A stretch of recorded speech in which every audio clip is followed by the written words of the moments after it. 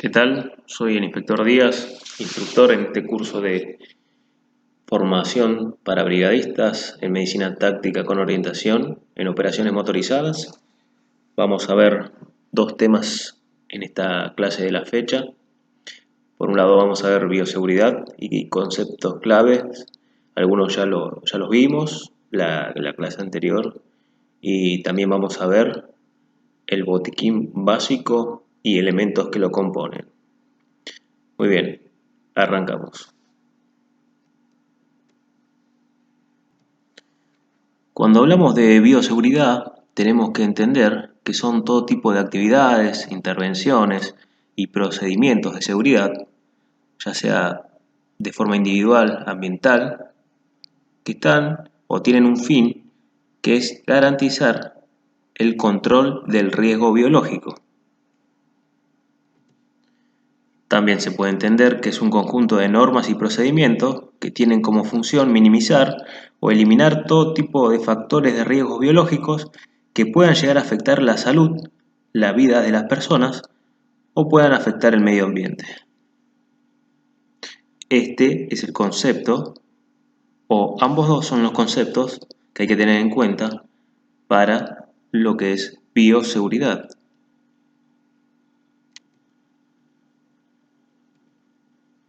La bioseguridad se rige en un conjunto de normas o medidas o recomendaciones que están dispuestas por entidades nacionales o internacionales que tienen que ver en el ámbito de la salud, que tienen como fin evitar que las personas sufran riesgo o algún tipo de daño o infección causada por un agente biológico contaminante.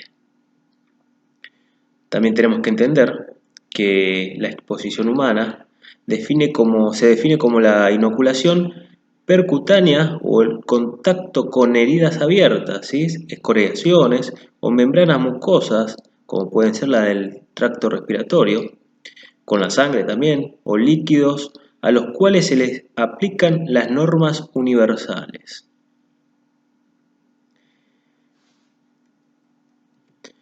Debemos tener en cuenta también nuevamente el concepto de la palabra microorganismo. Por más que ya lo habramos visto la clase pasada, vamos a ahondar nuevamente en este término, el cual hace referencia a cualquier organismo vivo de tamaño microscópico, incluyendo bacterias, virus, levaduras, hongos o algunas algas o protozoos.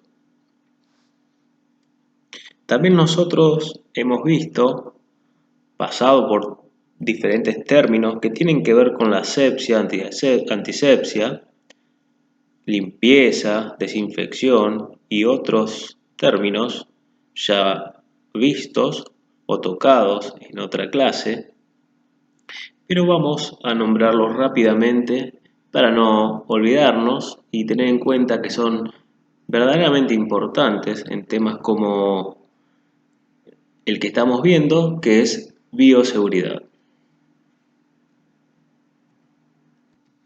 Debemos recordar que la palabra limpieza hace referencia a una técnica que ya puede ser manual o mecánica. Por medio de la misma se obtiene una reducción cuantitativa de la contaminación de algún lado, algún material o algún objeto, y que tiene como objetivo reducir el número de microorganismos, eliminar los restos de materia orgánica e inorgánica, y favorecerá los procesos de desinfección y esterilización, ambos dos también vistos con antelación. Ahora bien, cuando hablamos de desinfección, mejor dicho, es un proceso que está destinado a conseguir la eliminación de los microorganismos, con excepción de las esporas, ¿sí? Siempre alterando su estructura o metabolismo independientemente de su estado fisiológico. Y existen tres niveles de actividades de desinfección. Tenemos la de bajo nivel, la de un nivel intermedio y la de alto nivel. En los tres niveles se utiliza un proceso químico, o mejor dicho, un procedimiento químico para destruir la mayor parte de bacterias y virus, con la salvedad de que, debido a que es bajo, intermedio y alto nivel, es la capacidad que tenga para destruir cierta característica biológica indefiniblemente cuando hablamos de virus. Como por ejemplo, cuando nos referimos a la desinfección de alto nivel, podemos hablar de virus como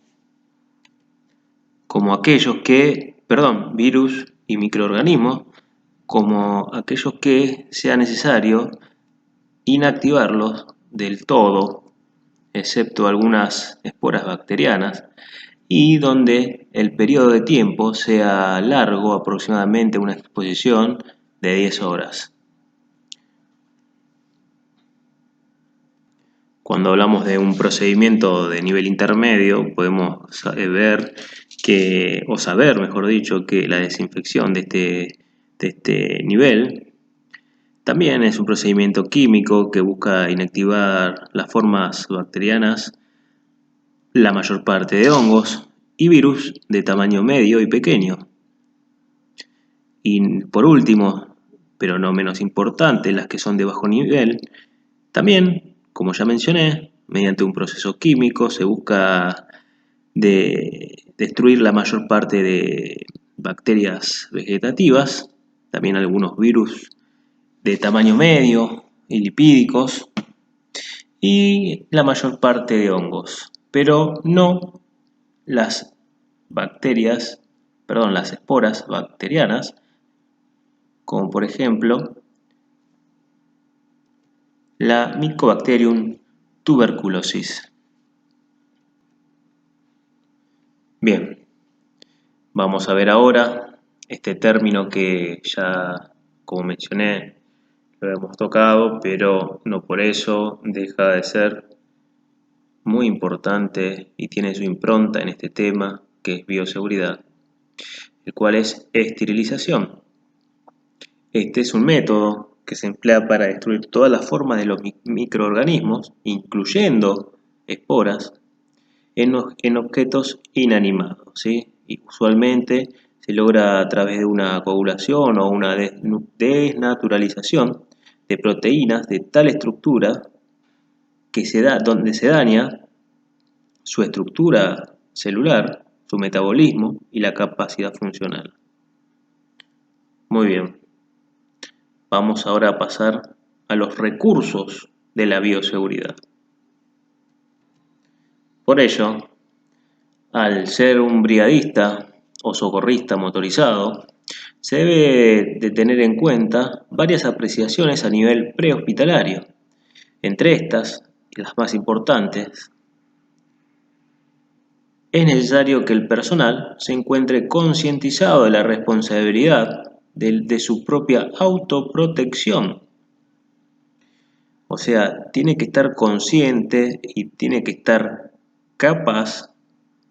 capacitado, mejor dicho, de poder cuidarse a sí mismo teniendo los recaudos requeridos ante la urgencia o emergencia a la que asista, como por ejemplo el uso de guantes, mascarilla, barbijo o cubrebocas, o bien protectores visuales, si así fuera requerido.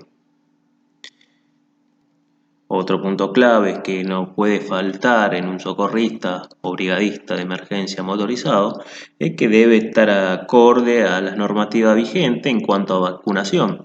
No puede estar sin la protección mínima frente a agentes biológicos patógenos, como por ejemplo la hepatitis, el tétano, ya que es transmisor de conocimiento y educador de técnicas o de información de salud.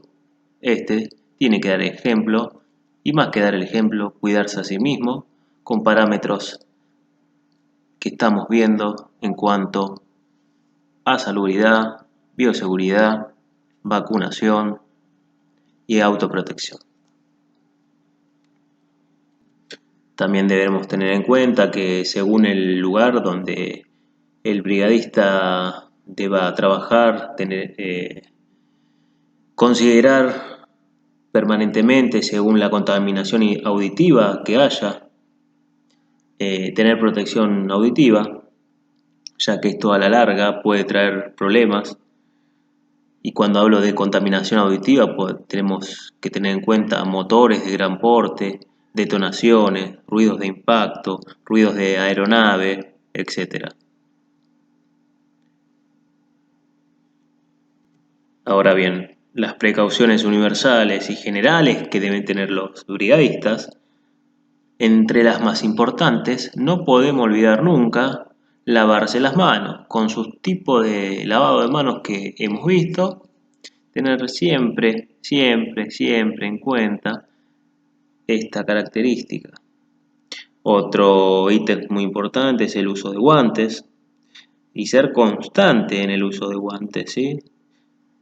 Ya sea desechables o de los que son estériles, guantes estériles, utilizarlos permanentemente según la ocasión lo demande. También usar máscara o lentes, como mencioné, protectores visuales. Al momento de desechar material, cortopunzante, aguja, desechos médicos, material médico, quirúrgico, tener en cuenta no dejarlos expuestos a la intemperie, ¿sí? Ya que puede haber manipulación por personas que puedan contaminarse. También nunca recolocar el capuchón de una aguja en ambas manos, o utilizar la técnica de una sola mano para evitar accidentes con riesgos biológicos. También colocar y transportar el uniforme que utilizó uno al momento de que tuvo contacto con pacientes o asistió a una persona, transportarlos en bolsas impermeables para prevenir derrames o contaminación de personas ajenas, ¿sí? Que tengan contacto con esa ropa o ese uniforme. Cuando haya contacto también con agujas, con algún tipo de fluido químico que sea perjudicial para la salud, de deber avisar inmediatamente. También hay que verificar el insumo del equipo, ¿sí? Si cumple los requisitos de esterilidad. Siempre tener en cuenta esto antes de usarlo. Y hasta ante alguna duda se debe considerar como no estéril. O sea, si tenemos duda de nuestro equipo, no lo usamos. Si a menos que estemos seguros verídicamente si el equipo, los guantes, por ejemplo, son estériles o alguna gasa antes de usarla. Por último, también con el tema de los desechos, ¿sí? Cada desecho, según su composición, va a ser desechado, para la redundancia, en una bolsa con un color diferente, como por ejemplo las bolsas de color roja van a ser desechados los materiales de residuos biológicos, color verde son ordinarios inertes, las bolsas grises, papel y cartón, las color blanco son desechos de vidrio y las de color azul son desechos de plástico. Teniendo en cuenta todos estos conceptos básicos, claves en el término de bioseguridad, vamos a continuar con el otro tema que nos compete en esta fecha, que es el botiquín básico y sus elementos.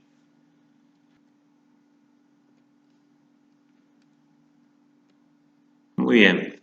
Primero principal vamos a tener que definir en lo que es el concepto de botiquín, ¿sí? Que no es más ni nada menos que un elemento muy importante en donde se encuentran guardados o almacenados los insumos y medicamentos necesarios para prestar los primeros auxilios a un accidentado ante alguna circunstancia de emergencia u urgencia.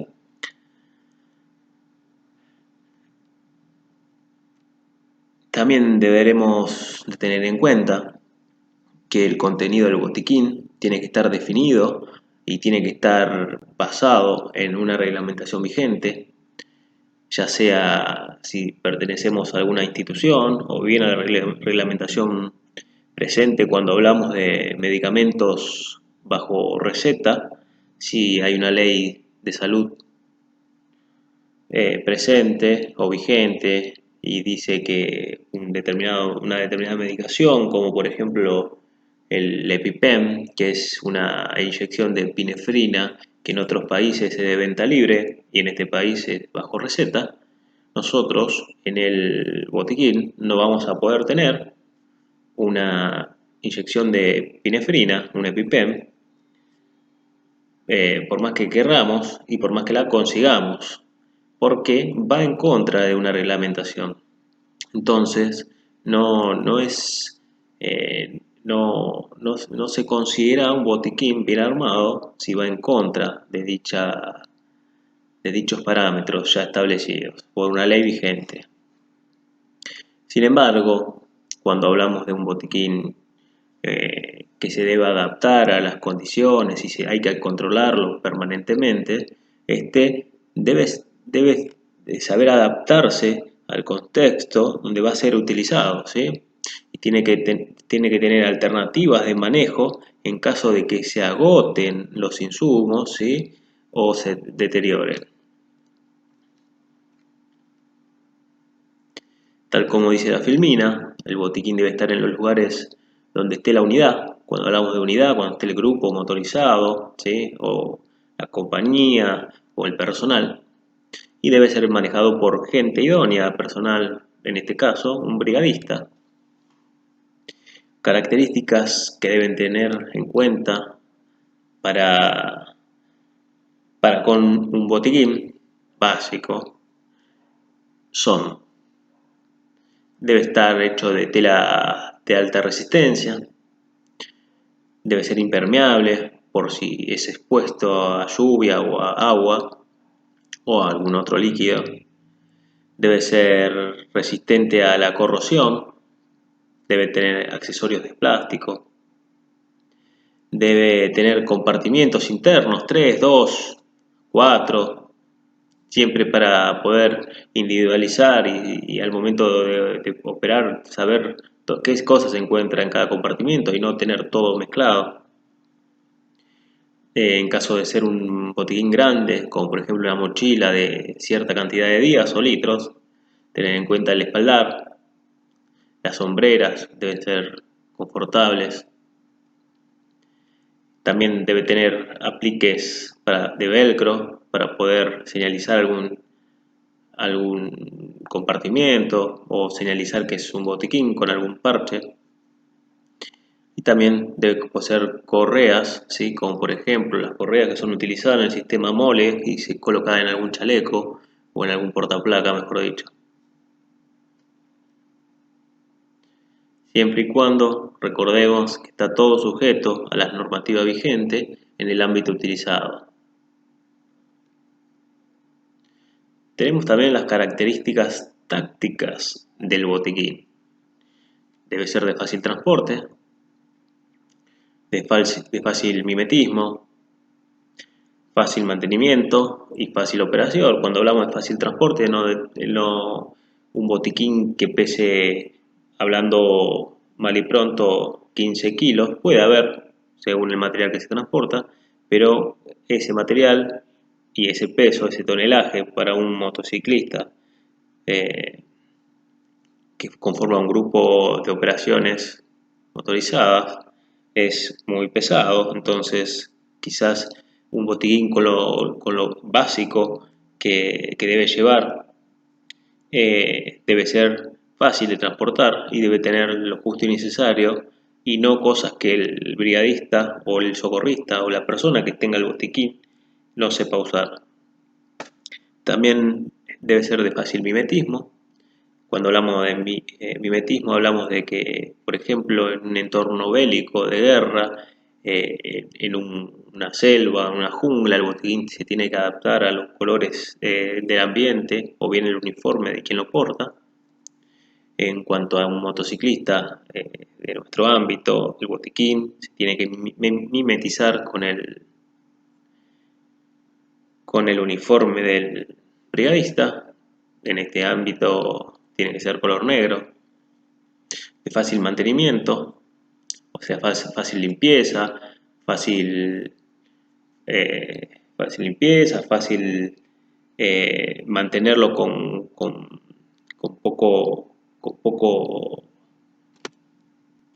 con pocos elementos, ¿sí? Con pocos elementos de higiene, ya sea que se le pase un trapo y ya quede un botiquín eh, pulcro y de fácil operación, ¿sí? Un botiquín tiene ciertas características tácticas como la forma de apertura, ¿sí? No es, tiene un sistema en cual se abre con un cierre tipo relámpago de ambos lados para la celeridad de esa apertura, ¿sí? Donde queda al descubierto la totalidad de los elementos que van a ser utilizados, ¿sí? Y no queda nada eh, difícil de maniobrar o de alcanzar en el momento de que se deba operar o asistir a una persona.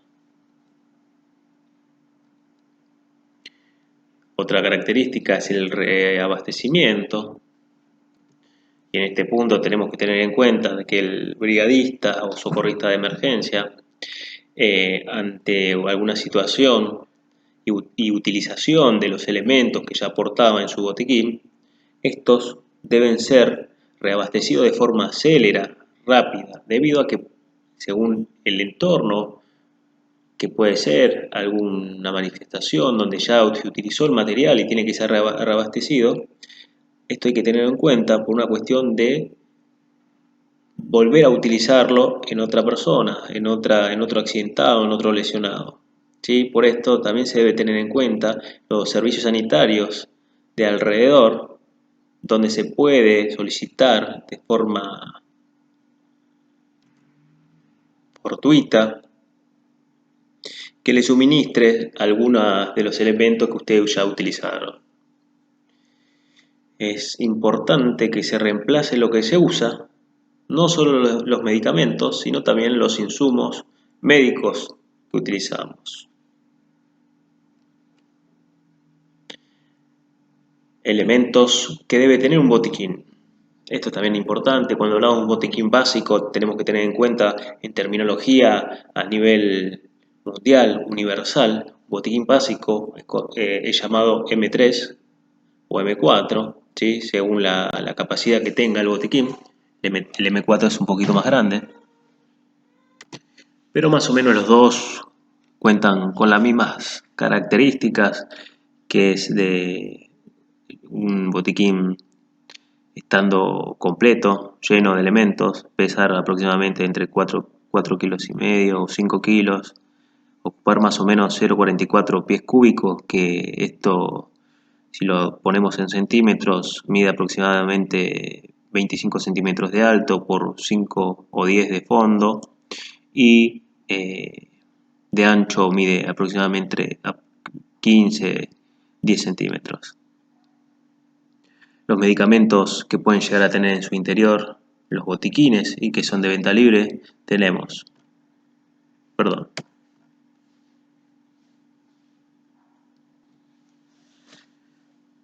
el acetaminofén, que este es un analgésico. Tenemos el ibuprofeno, que también es otro analgésico. También es utilizado para dolores de cabeza, resfriados con molestias de resfríos comunes, dolores de diente, dolores de espalda. También es un antifebril. Tenemos sales de hidratación que se consumen por vía oral. Estas son utilizadas para prevención y tratamiento de deshidrataciones por vómitos, diarrea o diversos orígenes. También puede ser utilizado para diarrea de lactantes, también por acidosis o cetosis, alguna deshidratación moderada. Después tenemos también lo que es el diclofenaco, que es el diclofenac. Tenemos que esto es utilizado también para tratamiento de inflamaciones, para antiinflamatorios, son para tumefacciones postraumáticas. También tenemos lo que es la clemastina, que está indicada para el uso del tratamiento de las reacciones alérgicas, como el EpiPen, pero esto es vía oral. En cuanto a material de consumo, tenemos las vendas con sus distintos tipos de grosor, de ancho, ya sea 5 o 6 pulgadas. Tenemos el vendaje triangular, ¿sí? Que es el cabestrillo, donde se pone el brazo ante una fractura o alguna fisura. Tenemos los apósitos de campo, los apósitos abdominales.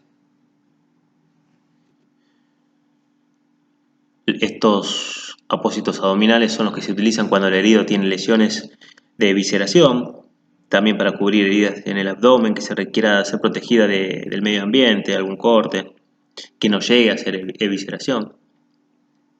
Cuando hablamos de apósitos de campo, tenemos que tener en cuenta que son para cubrir las heridas y para favorecer la hemostasia, o sea, la coagulación de la sangre.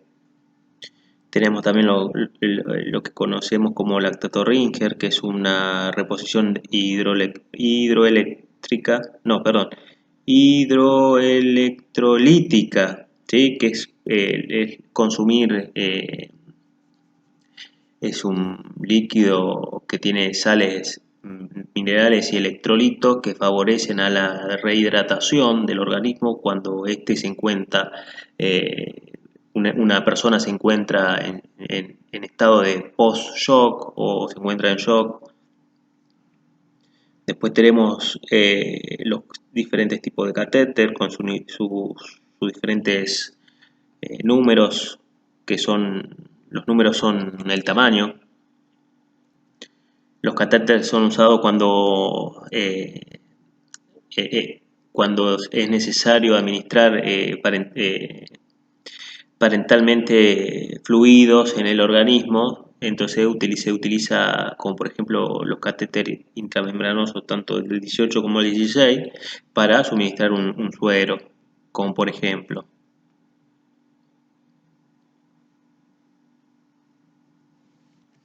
Tenemos también el equipo de venocrisis.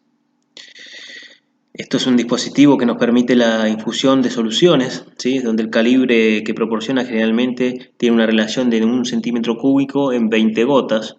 El suministro que permite administrar al organismo, al cuerpo del paciente. Después tenemos guantes desechables, que son los que se utilizan cuando vamos a asistir a una persona enferma, a un herido. Tenemos las cánulas orofaringeas, ya sea el número 4 o 5, ¿sí? Que las utilizan para mantener las vías aéreas despejadas en caso de que los heridos se encuentren inconscientes. Tenemos, bueno, la utilización de jeringa para suministrar algún tipo de medicamento, ya sea diluido o alguna ampolla, y se hace a través de la irrigación sanguínea. También tenemos gasas estériles, guantes estériles, aplicadores, los bajalenguas, que son los que se utilizan para activar el reflejo nauseoso y visualizar la garganta.